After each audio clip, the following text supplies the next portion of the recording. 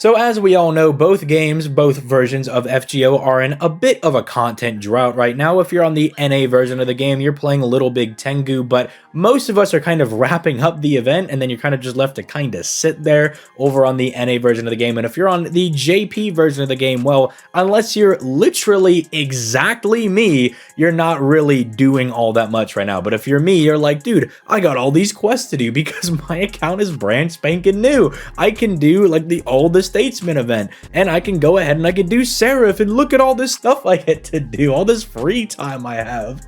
But yeah, that's really not the common consensus for everybody. So as you guys know, I've brought this Low Star Legends series to my channel because it allows me to talk and cover all of the really like low star servants in the game, hence the title Low Star Legends, all the 3, 2, and 1 stars in the game, because usually I don't get to actually talk about these servants because usually we're talking about like the 4 stars, the 5 stars, what events are coming, and sometimes I do a cheeky tier list. Now, if you've been keeping up with the Low Star Legends series, you guys would know that I go in order going from Saber all the way to Extra Class, and then we start again with Saber. We kind of just do a little poll on the community tab where I'll throw out like 4 different servants that we have left to cover, and then I'll let you guys vote for one, and then I will go ahead and cover that one. Obviously, you can tell by the title of this video, the one that you have clicked on and you're watching right now, that Boudica won the Rider one.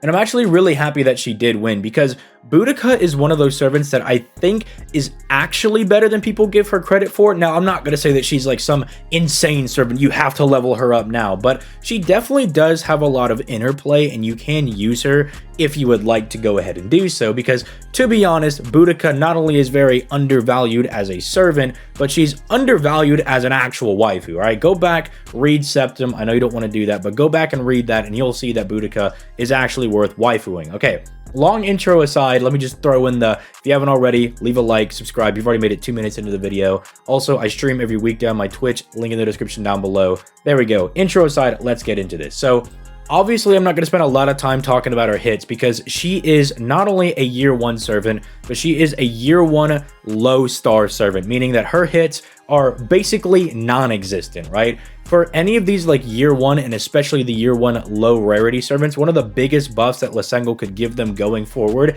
is just buffing up all of their hits, right? Because Boudica's natural NP gain is really strong at 0.85%, but with 2 arts cards that only have 2 hits apiece, you can't really like make super good use of those unless you're just critting all the time. Thankfully, she is a rider, so her natural star absorption is insanely high. Like, she will pretty much just passively suck up all the stars that are around here, kind of like how FGO sucks up all of your Saint Quartz whenever a new limited servant drops.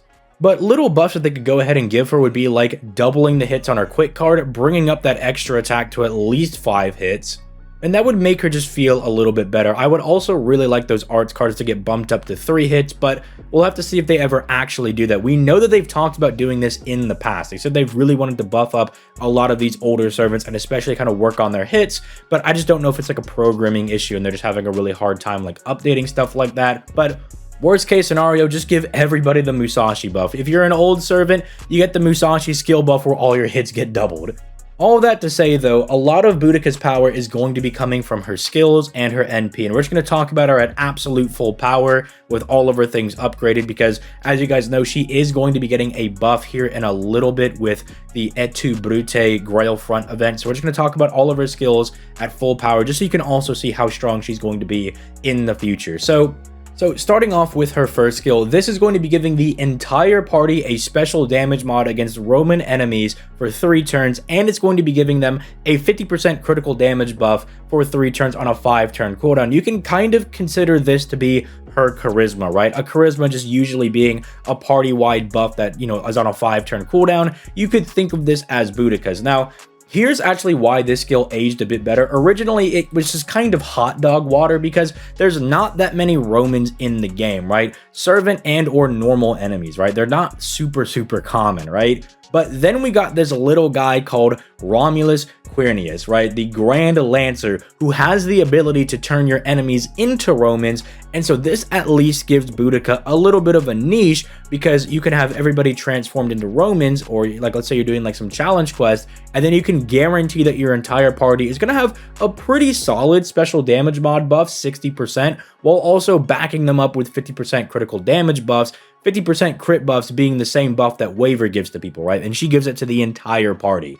So yeah, the Roman thing is a little bit of a meme, but if you've got Romulus, you can actually do some really funny things with Boudica. I've actually mentioned this a couple of times, but something that's really funny to do is, like, let's say you're fighting up against a bunch of dragons, right? So you have Siegfried, who naturally has special damage mod against them. You could turn them all into Romans and then have Boudica on top of that give him another special damage mod in the Roman damage mod, and you could do some really funny things. Even more so if they could be an art servant, because we'll talk about Boudica's third skill, that helps them out even more. But this skill is unironically pretty solid. Like, I actually will say this is a very, very strong skill.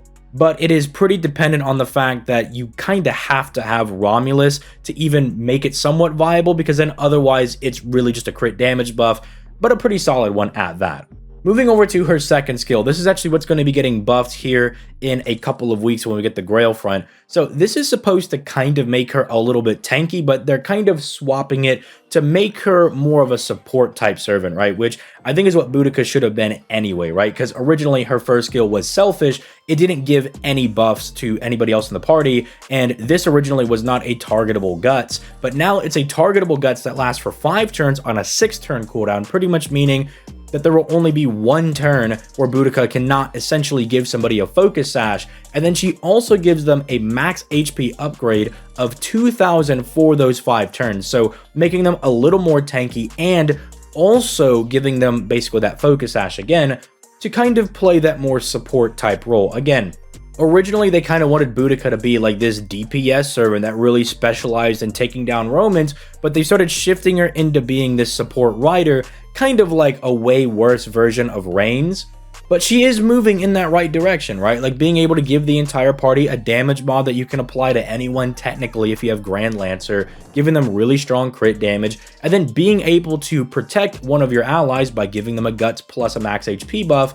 The last thing I really need to see them buff is her third skill, where she just gives the entire party an arts buff of 20% for 3 turns on a 5-turn cooldown. This also, you could probably say, is probably supposed to be her charisma. It's just that, like, the first skill is more actually viable, so it's kind of taken that role, at least in my opinion.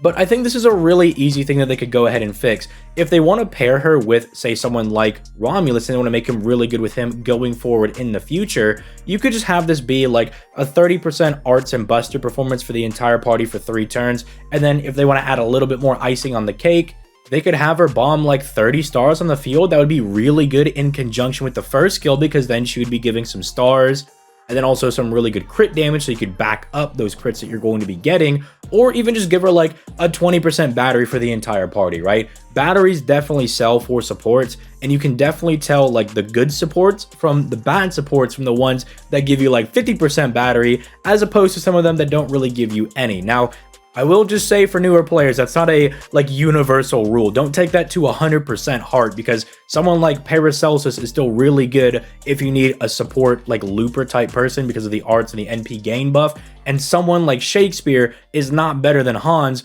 just because Shakespeare gives like a 20% battery and Hans doesn't, right? So don't take that as like a universal thing, but it would be really good for Boudica in conjunction with everything else she's doing, right? Giving crit damage, a damage mod again that you can exploit, very solid survivability to somebody. Then if she's buffing both of those card types, which I think adding the Buster one, even if they don't kick them up to 30%, throwing it in there because of the obvious synergy with Romulus, who is a Buster servant, I think would be really good. And then either throw in the stars or the battery, because that would really just complement this skill really well. Because then we have her NP, which is actually pretty solid. Like, I think her NP is actually kind of fine. Albeit, I have a couple of suggestions I would like to see done to her NP, but let's just look at what it does in base, right? So because she is a low star servant, you should have her at NP 5. That means you're going to be giving the entire party 20% defense for 3 turns. Then on overcharge, she's going to be giving them an additional 20 to 40% defense for that remainder of that turn, and then 20 to 40% attack for 3 turns. So that stacks. That's really good. What I think they need to do is either buff up the NP5 to make that a 40% defensive buff, or swap that around for the overcharge effect, right? Because think about this. Let's say the overcharge effect at like overcharge level 1 gave you 40% defense, and it maybe went like up to 60% or something along those lines. Because think about it like this. Let's say the overcharge defense started at 40% for just that turn. When you fired the NP, everybody would get 60% defense, which would be really good. It'd be very mental, but Boudica needs something that good so people would actually use her. But then think about it like this. If you fired the NP the next turn or the turn after, as long as it's within that first defensive buff's 3-turn window, you would have 40% between those two NP firings, and then the overcharge would be giving you at least another 40% to put you at 80% defense, at least for that turn, and then you fall to like 40%.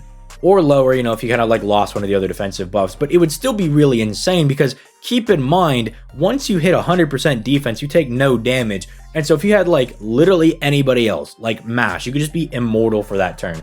It would be really cool. I get it's like a very old-timey strategy. It's not like super insane, but it could be a really cool niche that Boudica could try to lock down. I don't know, maybe they just need to be more broken and just be like, nope, instead of doing all that, the NP also just bombs 50 stars on the field and just says, all right, everybody, go Hamtaro, or just something along those lines.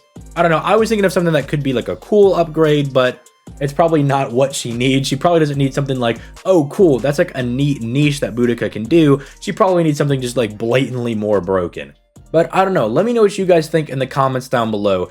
1, have you ever used Boudica before? 2, will you maybe try her out, or maybe try some of like the fun strategies you can do with like guaranteeing the anti-Roman special damage mod with Romulus? I think that's one of the more fun things you can do, but let me know if you're maybe going to try that out, do like a bunch of insane damage.